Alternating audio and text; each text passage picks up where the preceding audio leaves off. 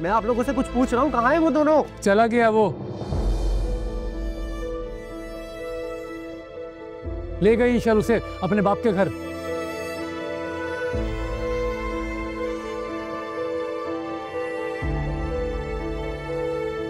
मगर क्यों? बताएं मुझे।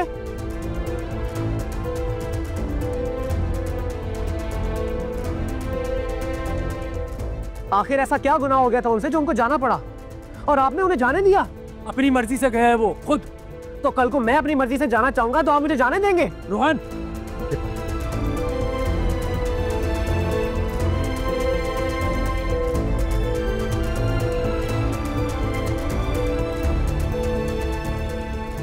तुम जानना चाहते हो ना वो ये घर छोड़कर क्यों गया है? क्योंकि ईशल ने आयजा को जानबूझकर एक्सपायर मेडिसिन देने की कोशिश की थी।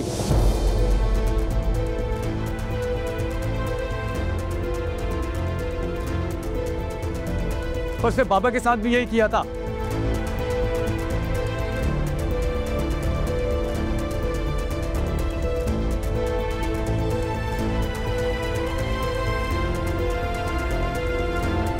लेकिन बाबा ने वो मेडिसिन खा ली थी और इनकी भी तबीयत खराब हो गई।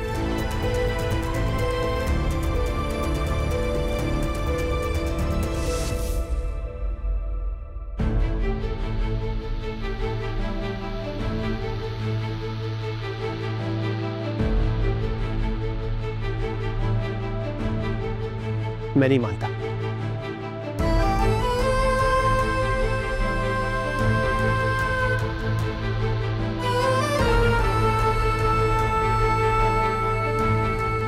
रोहन, रोहन, रोहन मेरी बात सुनो, कहां जा रहे हो? रोहन, रोहन,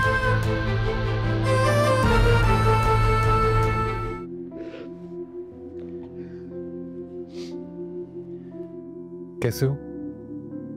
आप घर छोड़कर क्यों चले आए भाई?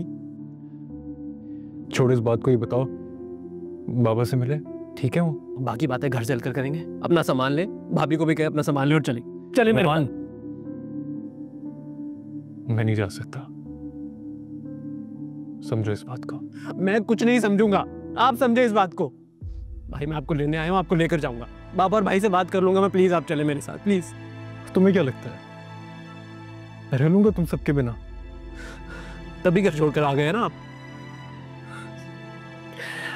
रिश्ते थोड़ी तोड़कर आया हूं, आता रहूंगा ना मिलने अजनबियों की तरह। नहीं भाई ये मुझे गवारा नहीं है, आपको मेरी कसम है भाई, अभी मेरे साथ चल। रोहान मैं वहां नहीं जा सकता, तुम बात समझने की क्यों नहीं कोशिश करे? नहीं जा सकता मैं। तुम इधर आओ, बैठो, समझाता हूं मैं तुम्हें, बैठो ना।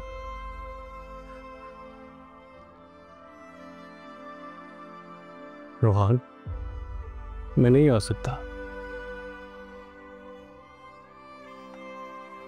रोहन तुम ये सब कुछ छोड़ो ना, ये लो प्लीज जूस पियो, इस तरह बिल्कुल अच्छे नहीं लग रहे। भाभी आप ही इन्हें समझाए ना, हम कैसे रहेंगे इनके बगैर? बैठो, बैठो ना।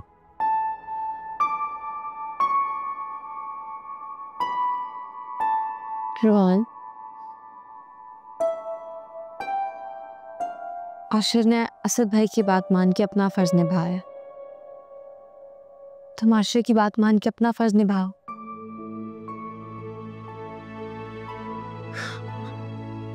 भाई चले ना मेरे साथ, मैं आया हूं ना आपको लेने के लिए। भाई तो नहीं आए ना, और ऐसे भी वो नहीं चाहती ईशल उस घर में रहे, और मैं ईशल को अकेला नहीं छोड़ सकता।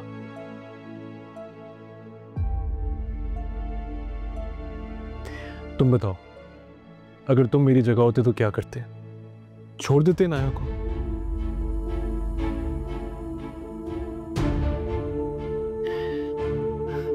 रोहान घर जाओ,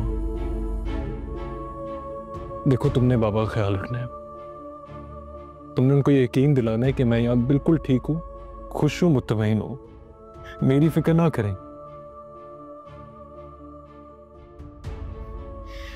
और जहां तक भाई की बात है तो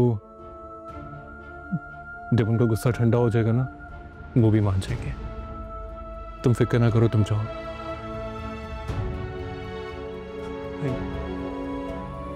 समझो इस बात को रोहान। नहीं भाई नहीं। रोहान देखो, समझने की कोशिश करो, मैं भी नहीं आ सकता। आशिर ठीक कह रहा है रोहान।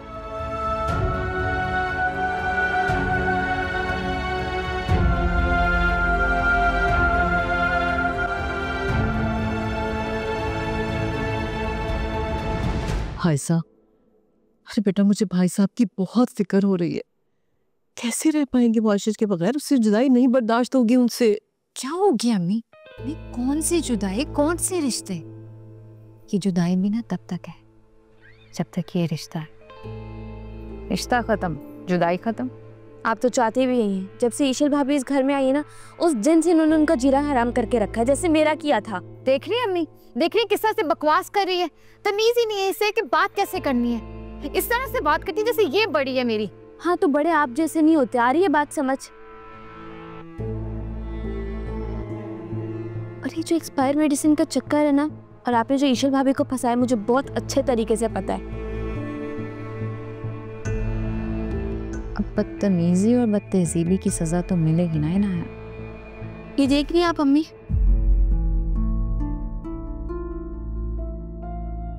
हाइजा, ये सब कुछ तुमने किया?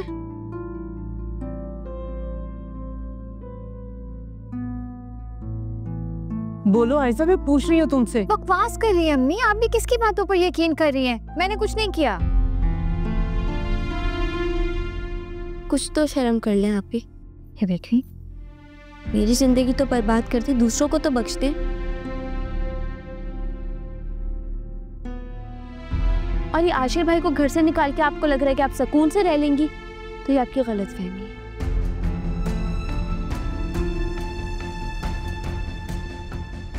क्योंकि ना तो रूहान खुश है, ना ताया अब्बू, ना ही असद भाई।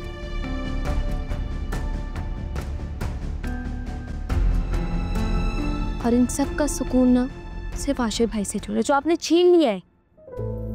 वो भी पका लेता। वो रहा दरवाजा। दफा हो जो यहाँ से, बकवास करती रहती हो हर वक्त।